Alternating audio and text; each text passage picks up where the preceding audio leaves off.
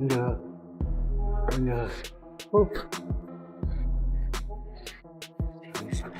That open. Yeah. Yeah, nice. Yeah, it's so nerves in the end. Tempo does. Get up a little higher. Do it. Do it right hand. That's it. Right hand. Wait. Up, we do. We do it. Yeah. We do it right hand. That's it. Yeah.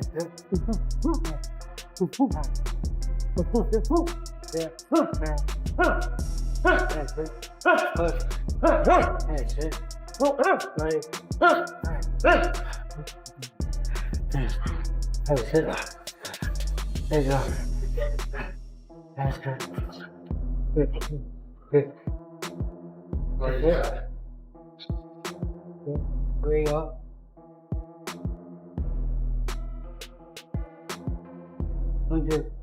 Movement. Right. Yeah. I can get to me. Teofimo Lopez is not taking this training camp lightly. He is fully focused, like someone who clearly understands what awaits him in the ring.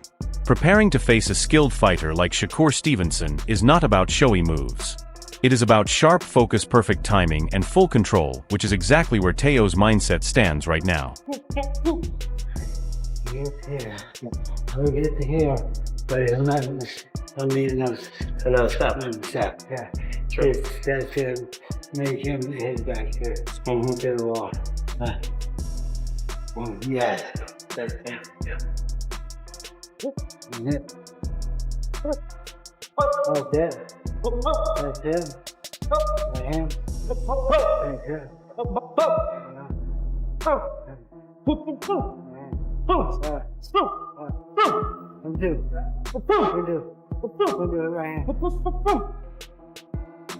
Teofimo Lopez is treating this training camp with complete seriousness.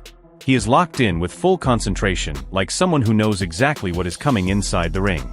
Getting ready to fight a precise boxer like Shakur Stevenson is not about flashy actions. It is about focused timing and control, and that is exactly where Teo's mindset is right now.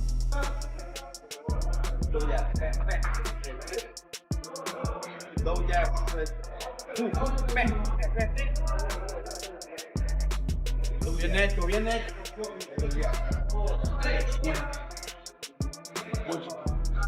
Break.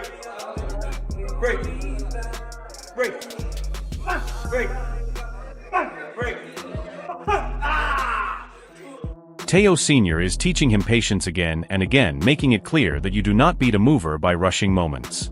You defeat him by creating traps and waiting for the right time.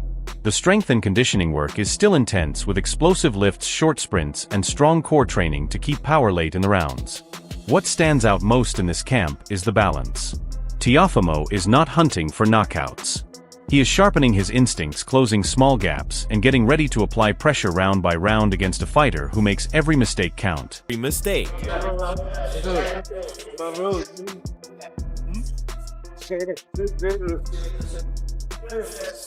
Right here. You enough. Give a shot.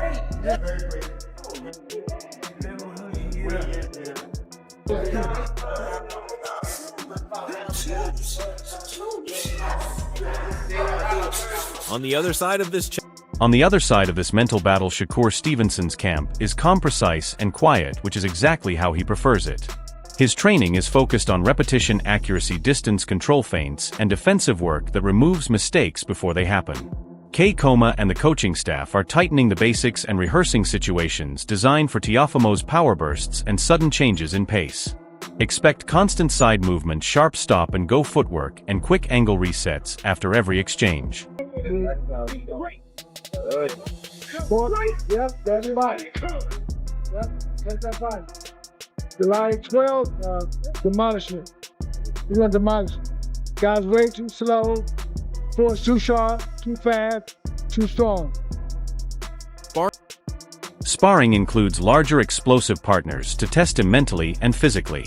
Conditioning work is steady yet demanding, keeping him sharp and clear-headed in the late rounds. There is no trash talk, only strong belief in the work being done. Shakur is not preparing to show power. He is preparing to take away choices, frustrate Lopez, and create one big mistake that decides the fight. We about a month away from fight day. Everything going according to plan. Core look great, man, great. We getting the rounds in. Everything going according to schedule. We coming for the victory. You know, me as a trainer, I don't train to go the distance. I think that's wear and tear on the body. You put all the work in camp to make the fight night as easy as possible, and that is where it shifts perfectly from Shakur's calm, precise preparation to Teofimo Lopez stepping in like a man who knows exactly who he is and isn't seeking approval. Watching this interview, you can feel his confidence through the screen. It is not loud for show, but that quiet certainty that makes opponents uneasy. Teo is not focused on records or odds. He speaks like someone who believes this fight is happening now because everything finally fell into place. I mean, going for the knockout. Well, I think that the whole thing is the Bible of boxing really is that if you look for the knockout, you won't get it. You know, I think really it's just all about setting the good pace early in the beginning rounds and then going from there, setting that tone. I think that I don't see him going those 12 rounds. This is his first time moving up to 140. A lot of these guys could say a lot of things about me not knocking them out or whatnot, but they don't come and try to fight me after they feel this power. So it's for a reason. And I love how he handles the knockout talk without avoiding it. He is basically saying, if you chase the finish you lose focus, but if you control the pace early power will show itself. That is smart veteran thinking from a fighter many still call reckless. He understands 140 is a different level. He knows Shakur is moving up and he believes that pressure and pace will lead to a harsh lesson. What really stands out is how at ease Teo is being the underdog once more. Someone that, you know, is all about against all odds. I've been like that since me winning the 2015 U.S. Olympic trials and didn't, you know, have my spot for the Olympic berth and to represent Team USA in 2016 Olympic Games. I think my whole thing's always been that way. You know, so even Richard Comey, you know, when I won my first world title back in 2019 at 22, against the champion himself, you know, a lot of the odds were always against me, and I think that's when And I love how he handles the knockout talk without avoiding it. He is basically saying, if you chase the finish you lose focus, but if you control the pace early power will show itself. That is smart veteran thinking from a fighter many still call reckless. He understands 140 is a different level. He knows Shakur is moving up and he believes that pressure and pace will lead to a harsh lesson. What really stands out is how at ease Teo is being the underdog once more. Competition is competition, man. This is competition and currency, you know, and you can't be friends in this game. I don't see it. I think that's what makes them soft. It's what makes our era a little bit fragile. So I think the guys like myself that still carry that with the heart of a champion and holding the Ring Magazine world title, I think that maybe we have a different form of looking at it and make. And just when you think this build-up will stay calm and tactical, the press conference erupts into controlled chaos in seconds. Watching it, you think, this is what happens when two confident fighters collide and neither can back down.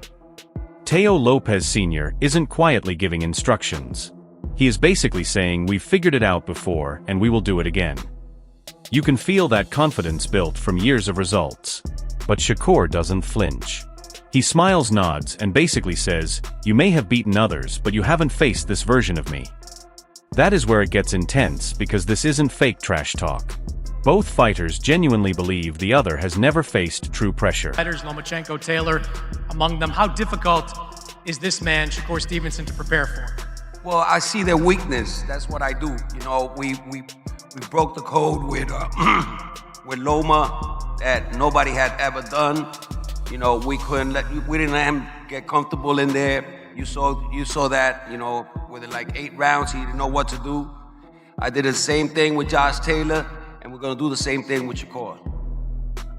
Teo is talking about being unpredictable like it's a superpower, while Shakur fires back saying the real weakness isn't hands or feet but mental cracks waiting to be exposed. Watching it, you can't help but laugh because half of it feels like a chess match and the other half like two men arguing over who owns confidence. The father and son dynamic adds another layer because when Teo Sr. speaks up, it's not hype, it's experience and protection. Shakur keeps it all about him versus Teo, not the corner. Through all the noise, the funniest part is how convinced both are that the other is about to have a very bad night. No rehearsed lines, no polite gestures, just pure belief colliding in public. You can joke about their back and forth, but moments like this show something real. Neither fighter plans to give ground to the other's comfort zone. This isn't friendly tension, it's two undefeated mindsets clashing over whose reality survives January 31st. I think that he did some great things against them guys. I seen a lot of weaknesses in his game too, and something that he said earlier, he said, Teo never lost to Southpaw. Well, I never lost to Orthodox. So, it ain't no different, but the difference is you never fought no elite fighter. Okay, I don't think y'all did either. Oh, so you got... Here's my honest take. Once you cut through the noise, the camps, and the press conference drama, this fight will be decided by who breaks their own habits first, not who looks better on paper. If Shakur stays clean, disciplined, and patient, he can control long stretches and make Teofimo question his timing. But that's also the risk, because Teo doesn't need full control, he needs moments, and moments are where structure falls apart. I don't see this turning into an early highlight reel, and I don't see it staying perfectly tidy all night either. Some rounds Shakur will look effortless, then suddenly Teofimo will remind everyone that one small mistake can cost everything. For me, pace is the key. If Teo makes Shakur work just a bit harder than he wants in the middle rounds, the fight can shift quickly. Shakur's IQ is elite, but Teofimo's explosiveness is real, and it shows up whether you're ready or not. I don't see a blowout or a boring fight. I lean toward Teofimo late, not because he outboxes Shakur, but because pressure, belief, and timing create chaos that pure control can't always handle. Either way, don't be shocked if half the crowd thinks the other guy won, because this is the kind of fight where inches, not knockdowns, decide the outcome. Not on my son. I ain't see Lomachenko throw no punches. You've never been on a big stage like this. I didn't see Lomachenko throw punches for 6 rounds. You've never been on a big stage like this. I didn't see Lomachenko throw punches because we for froze 6 rounds. Okay, you gonna see. We gonna freeze you too. You better not throw the towel in. Come on, man. You out of your mind. Okay. Shit. My son fought without no air. My son fought without no air against Cambosis. You can't fight for your son. You can't fight for your son. You gonna tell me, man? Come on. You can't fight for your son. I bet you gonna quit. Yeah, okay, you gonna see. So when you step back and look at it, all this fight isn't just about styles, it's about identity. One fighter trusts structure and control to handle everything. The other trusts pressure and belief to bend that structure until it breaks. Both camps are locked in, and confidence is off the charts, with neither side planning to adjust when it gets tough. That's what makes this fight feel special. It's not hype, it's real conviction clashing in front of you. Those are the fights that usually stand the test of time, no matter what the scorecards say. Now I want to hear you. Do you see Shakur putting on a clinic, or Teofimo dragging him into deep water late? Share your thoughts in the comments, and let's really debate it. And don't forget to like, share, and subscribe to Boxing Headquarters. See you next time.